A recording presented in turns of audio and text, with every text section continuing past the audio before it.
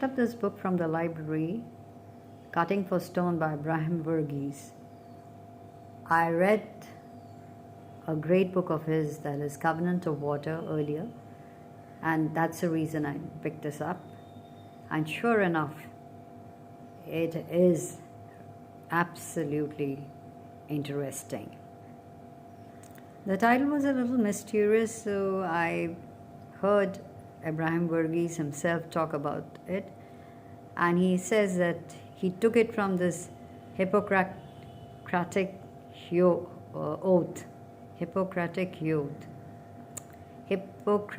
oath.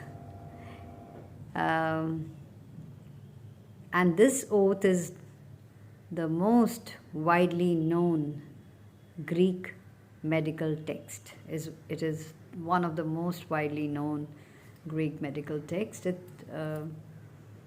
requires a new physician to swear by a number of healing gods to uphold ethical standards, etc. And this was something to do with the gallbladder stones in those days. So here something like thou shalt not cut for stone, etc. Now, what fascinated me was the book is, it starts with nuns. And even I've always studied in a nuns institution, and so they always fascinated me. And there's something which is sort of secretive, or you didn't know the garb that they wore. One, especially as a growing up girl, I just didn't understand what was it all about. It was and when listening to Varghese, he himself says that it was, he says that they live as a bride of Christ, and then you done on a garment, and the garment that they take is so much different, and austerity and simplicity and all of that. And then you sort of call attention to sexuality by denial of sexuality. So absolutely intriguing. And the book starts with the nun delivering twins, and then one of the twin is the narrator of the whole book, the story. And what is even more interesting is that if you can give time to it, the medical procedures and what the physicians do and all of that, everything is explained in great detail and in layman's terms, which makes it so interesting. And you sort of really respect them. You see them in a different light too. So I'm just going to read a little from here and there. And of course, it's a great book to read. It makes you much more smarter, I should say, after you've read the book.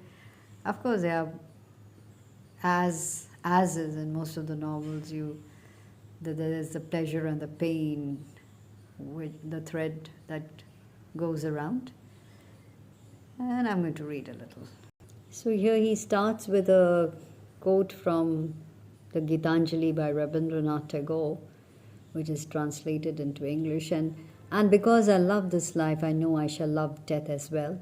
The child cries out when from the right breast the mother takes it away in the very next moment to find in the left one its consolation. So reading from the prologue, a few sentences here and there I'm going to read.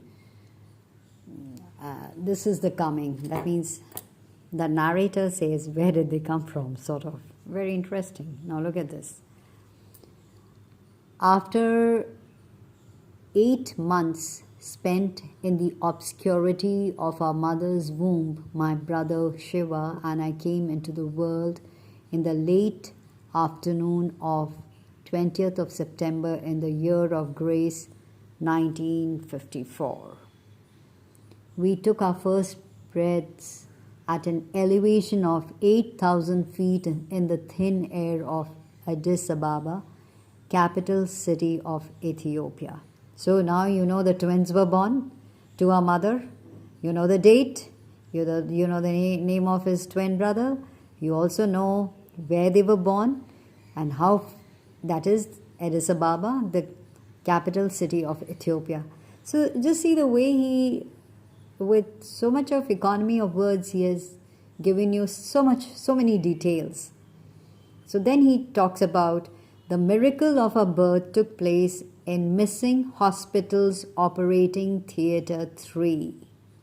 So Missing Hospital. The hospital's name is Missing. The hospital's operating theatre, number 3, the very room where our mother, Sister Mary Joseph Praise, spent most of her working hours and in which she had been most fulfilled.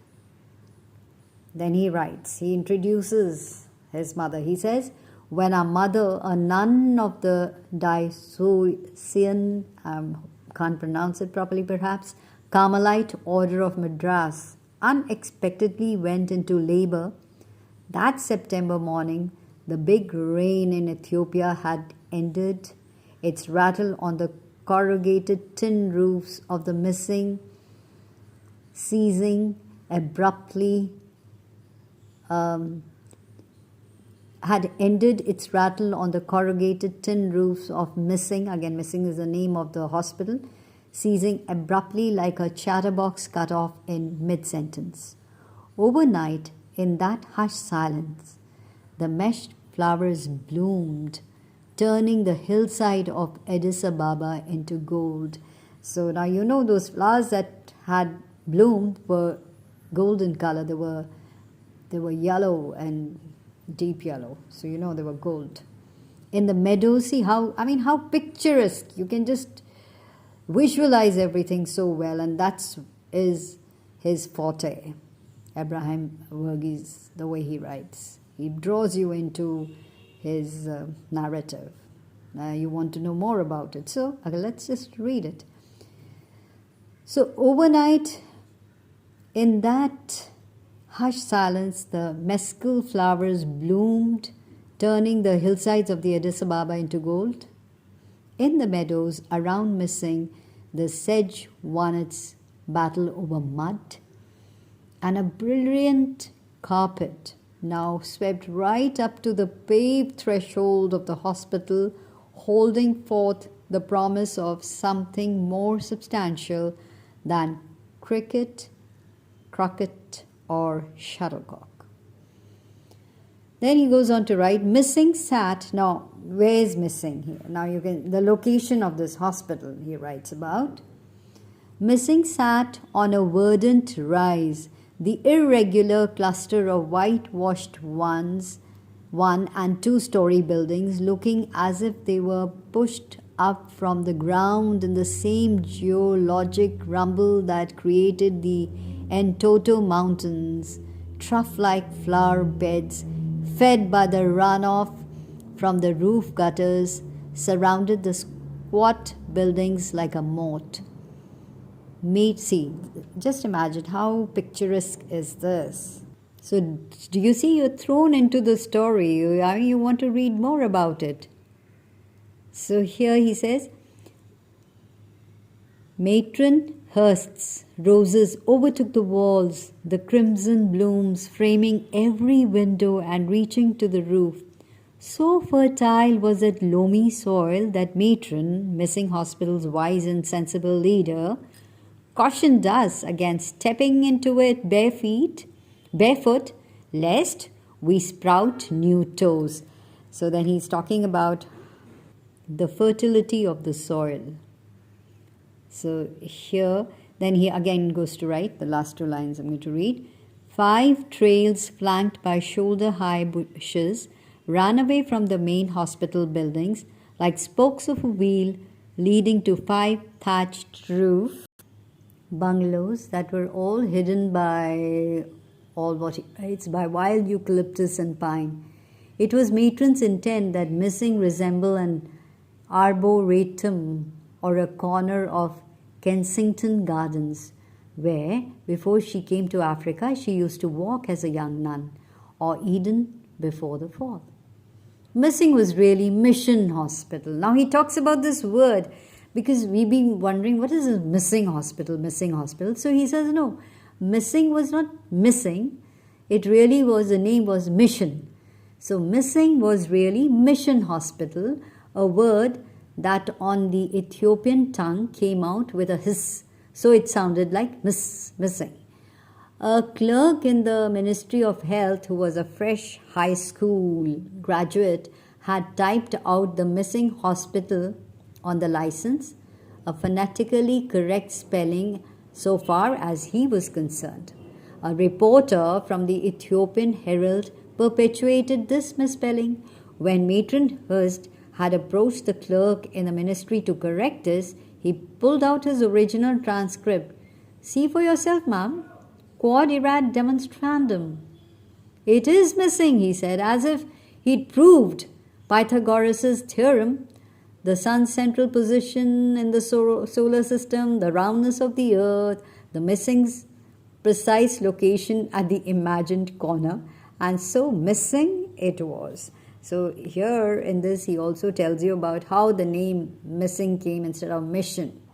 Instead of taking it as a missionary hospital or a mission hospital, it was now named as missing hospital, and that's how it got stuck. It shows how difficult it is to change any paperwork, and I think we are all subjected to it sometime or the other. It's very difficult to make any changes thereon. So here we talk about in the next paragraph. After can you imagine? It's so vivid the description and so well the reference and the way he talks, the way he writes will get you immediately into the story. And that's how when he's talking about the way things are, the procedures, you actually feel that you are there with him, right there in the operation theater, or you're there with the prognosis, you understand what is going on. It is that interesting. So I'm just going to read the other paragraph, and maybe we'll go ahead. I'll read from in between. Not a cry or a groan escaped from Sister Mary Joseph's praise while in the throes of a cataclysmic labor. But just beyond the swinging doors in the room adjoining Operating Theatre 3, the oversized autoclave donated by the Lutheran Church in Zurich bellowed and wept for my mother while its scalding steam sterilized the surgical instruments and towels that would be used on her. After all, it was the corner of the autoclave room right next to that stainless steel behemoth that my mother kept a sanctuary for herself during the 7 years she spent at missing before our rude arrival, he calls it. Her one-piece desk and chair, rescued from a defunct mission school and bearing the gauged frustration of many a pupil, faced the wall. Her white cardigan, which I'm told she often slipped over her shoulders when she was between operations, lay over the back of the chair. On the plaster above the desk, my mother had tacked up a calendar print of Bernini's famous sculpture of Saint Teresa of Avila. The figure of Saint Teresa lies limp, as if in a faint, her lips parted in ecstasy, her eyes unfocused, lids half closed. So here he's describing that painting out there. And then just let me tell you, you go through that and it's really interesting. And then he writes here, 46 and 4 years have passed since my birth, and miraculously I have the opportunity to return to that room. I find I'm too large for that chair now, and the cardigan sits atop my shoulders like the lace amice of a priest. But chair, cardigan, and calendar print of the Transfiguration are still there. I, Marion Stone, have changed, but little else has. Being in that unaltered room propels a thumbing back through time and memory. So that's how, I mean, that's how interesting it is, and you must read the book for yourself.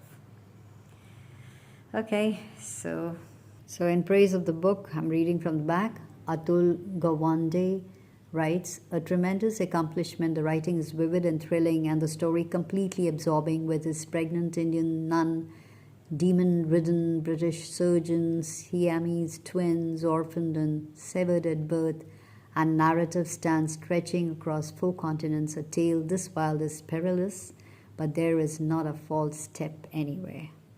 So happy reading for Cutting for Stone by Ibrahim Varghese.